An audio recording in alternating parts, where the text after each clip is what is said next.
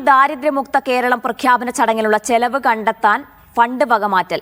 പാവപ്പെട്ടവർക്ക് വീട് നിർമ്മിക്കാനുള്ള പദ്ധതിയിൽ നിന്ന് 1.5 കോടി രൂപ വകമാറ്റിയാണ് പണം കണ്ടെത്തിയത്. ഒക്ടോബർ 26-ന് തദ്ദേശ വകുപ്പ് സ്പെഷ്യൽ സെക്രട്ടറി ഇറക്കിയ ഉത്തരവിന്റെ പകർപ്പ് മീഡിയ വണിന് ലഭിച്ചു. ഇന്ന് 3:30 തിരുവനന്തപുരം സെൻട്രൽ സ്റ്റേഡിയത്തിലാണ് പരിപാടി. സുനിൽ ഐസക് ചേരുന്നത് വിശദാംശങ്ങൾ നൽകാനായി. സുനില്, നമുക്ക് ലഭിച്ച ഈ രേഖയിൽ എന്താണ് പറയുന്നത്?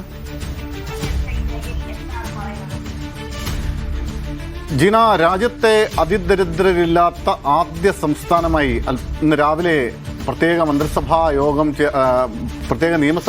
ചേർന്ന് മുഖ്യമന്ത്രി പ്രഖ്യാപനമൊക്കെ നടത്തിയിരിക്കുകയാണ്. അതിന്റെ ഔപചാരികമായ ചടങ്ങ് 3:30-4 മണിയോടുകൂടി സെൻട്രൽ സ്റ്റേഡിയത്തിൽ നടക്കുന്നു. ആ ഔപചാരികമായി നടക്കുന്ന ഉദ്ഘാടന ചടങ്ങിന് ആകെ ചെലവാകുന്ന തുക 1.5 കോടി രൂപയാണ്. മോഹൻലാലും മമ്മൂട്ടിയും കമൽഹാസനും ഒക്കെ ഈ പരിപാടിയിൽ പങ്കെടുക്കുമെന്നായിരുന്നു നേരത്തെ അറിയിച്ചിരുന്നത്. പക്ഷേ കമൽഹാസനും മോഹൻലാലും അതിൽ നിന്ന് പിന്മാറിയിട്ടുണ്ട്. മോഹൻലാൽ നിലവിൽ ദുബായിലാണുള്ളത്, പങ്കെടുക്കാൻ കഴിയില്ല എന്ന് അറിയിച്ചിട്ടുണ്ട് എന്നാണ് സംഘാടകർ പറയുന്നത്. മമ്മൂട്ടി മാത്രമായിരിക്കും ഒരുപക്ഷെ ആ പരിപാടിയിൽ ക്ഷണിക്കപ്പെട്ടവരിൽ പ്രധാന അതിഥികൾ എന്ന നിലയ്ക്ക് പങ്കെടുക്കുക. എന്തായാലും ആ പരിപാടിക്ക് മൊത്തം ആകെ വേണ്ടിയിരുന്നത് 1.5 കോടി രൂപയാണ്. ആ 1.5 കോടി രൂപ കണ്ടെത്തിയിരിക്കുന്നത് മറ്റൊരു ഫണ്ടിൽ നിന്നാണ്. അതായത് ആലോചിക്കണം, അതിദരിദ്രരില്ലാത്ത സംസ്ഥാനമായി കേരളത്തെ പ്രഖ്യാപിക്കുന്ന ചടങ്ങിന് വേണ്ടി തുക കണ്ടെത്തിയത് സമൂഹത്തിലെ ഏറ്റവും പാവപ്പെട്ടവരായ ആളുകൾക്ക് ഷെൽട്ടർ, അതായത് അവർക്ക് വീട് നിർമ്മിക്കുന്നതിന് വേണ്ടി തദ്ദേശ സ്വയംഭരണ വകുപ്പ് മാറ്റിവെച്ച തുകയിൽ നിന്നാണ്. അത് തദ്ദേശ സ്വയംഭരണ വകുപ്പ് മാറ്റിവെച്ചിരുന്നത് 52.80 കോടി രൂപയായിരുന്നു.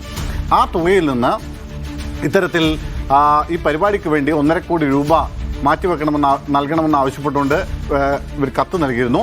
ആ കത്തിന്റെ അടിസ്ഥാനത്തിൽ 25/10/2025 അതായത് കഴിഞ്ഞ മാസം 25-ന് ഇവരുടെ ഒരു യോഗം ചേർന്നു. അതായത് ഈ വർക്കിംഗ് ഗ്രൂപ്പ് യോഗം ചേരുകയും ആ വർക്കിംഗ് ഗ്രൂപ്പ് ഇതിനകത്തുനിന്ന് 1.5 കോടി രൂപ മാറ്റിവെക്കാനുള്ള അനുമതി നൽകുകയും ചെയ്തു.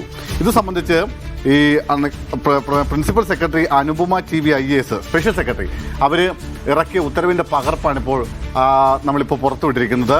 അതിൽ വളരെ കൃത്യമായി പറയുന്നു, ഇനി അതിൽ നിന്ന് ബാക്കി ഉണ്ടാവുക 51.30 കോടി രൂപയാണ്. അതായത് പാവപ്പെട്ടവർക്ക് വീട് നിർമ്മിക്കാൻ, അവർക്ക് കയറിക്കിടക്കാനുള്ള കൂരയില്ലാത്തവർക്ക്, അതിദരിദ്രരായ മനുഷ്യർക്ക് കയറിക്കിടക്കാൻ വേണ്ടി, വീടുണ്ടാക്കാൻ വേണ്ടി തദ്ദേശ സ്വയംഭരണ വകുപ്പ് മാറ്റിവെച്ചിരുന്ന പണത്തിൽ നിന്നാണ് ഈ അതിദരിദ്രരില്ല എന്ന് പറഞ്ഞ് പ്രഖ്യാപിക്കുന്ന ചടങ്ങിലേക്ക് വേണ്ടുന്ന, അതിന്റെ ഉദ്ഘാടനത്തിന് വേണ്ടുന്ന 1.5 കോടി രൂപ കണ്ടെത്തിയത് എന്നതാണ് ഇപ്പോൾ പുറത്തു വരുന്ന വിവരം.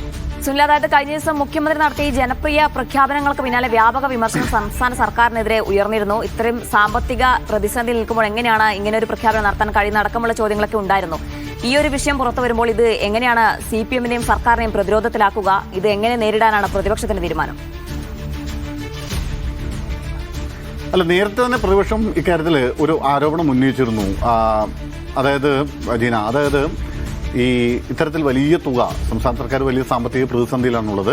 അത് ഇത്തരത്തിൽ വലിയ തുക തദ്ദേശ തെരഞ്ഞെടുപ്പ് മുന്നിൽ കണ്ട് മാറ്റിവെക്കുമ്പോൾ അതിനു വേണ്ടുന്ന ഫണ്ട് കണ്ടെത്താൻ കഴിഞ്ഞ ബജറ്റിൽ പ്രഖ്യാപിച്ച പദ്ധതികളുണ്ട്. ആ പദ്ധതികളുടെ ബജറ്റ് വിഹിതം വെട്ടിക്കുറയ്ക്കുന്ന പരിപാടിയിലേക്കായിരിക്കും സർക്കാർ പോവുക. അത് വികസന പ്രവർത്തനങ്ങളെ വലിയ തോതിൽ ബാധിക്കാൻ സാധ്യതയുണ്ട് എന്നൊരു ആരോപണം നേരത്തെ തന്നെ പ്രതിപക്ഷം ഉന്നയിച്ചിരുന്നു. ആ പ്രതിപക്ഷ ആരോപണം ശരിവെക്കുന്ന തരത്തിലാണ് ഇപ്പോൾ ഈ വിവരം കൂടി പുറത്തു വരുന്നത്.